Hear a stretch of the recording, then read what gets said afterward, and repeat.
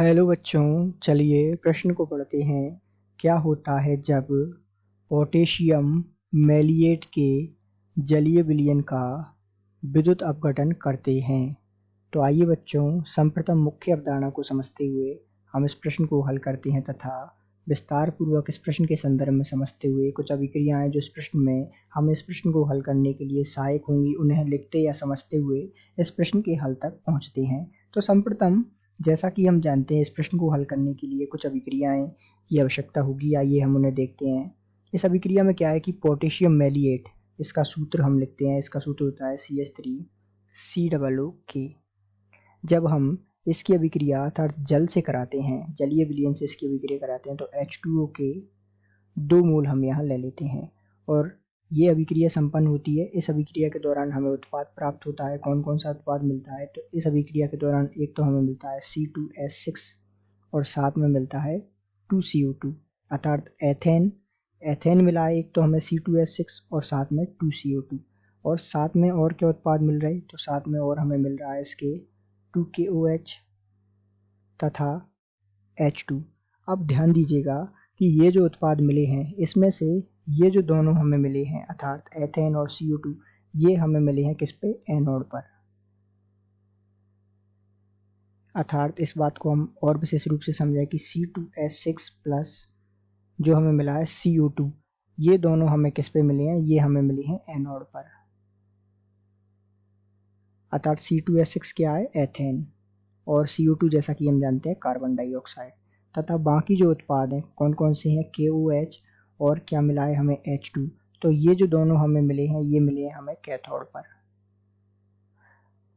अब इस अभिक्रिया को यदि हम विस्तार पूर्वक समझे या गहराई में समझे, तो आइए हम इसके ऊपर विस्तार पूर्वक चर्चा कर लेते हैं ताकि हमें और स्पष्ट हो सके। तो ये अभिक्रिया होता क्या है कि सोडियम अर्थात पोटेशियम एसीटेट जो है, पोटेशियम एसीटेट जिसका सूत्र है CH3COO-K+,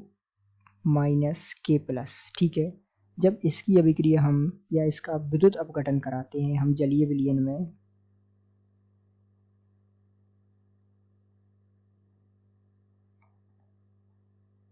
तो ये विद्युत अपघटन संपन्न होता है जलीय विलयन में। अर्थात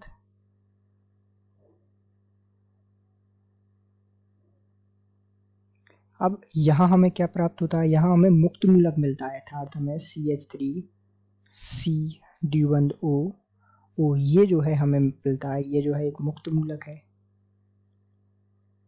अब इससे होता क्या है कि इससे CO2 बाहर निकल जाती है, कुछ इस प्रकार इससे CO2 बाहर निकल जाती है और यहाँ हमें मिलता है CH3 का मुक्त मूलक मिलता है और CO2 बाहर निकल जाती है। अब ये CH3 जो मुक्त मूलक हमें मिला है,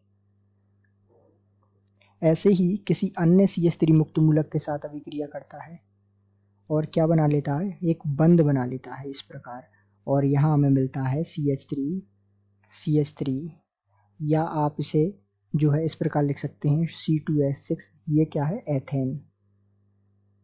तो ये जो एथेन हमें मिला है, ये किस पर मिला है? जैसा कि हम चर्चा कर चुके हैं, ये हमें मिला है एनोड पर।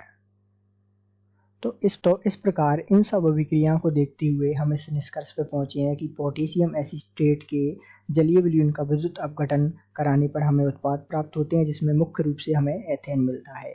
तो इस प्रकार आपको पूरी तरह से अभिक्रियाओं के साथ इस प्रश्न को स्पष्टता समझ में आई होगी। आशा करते हैं आपको समझ आया होगा। धन्यवाद।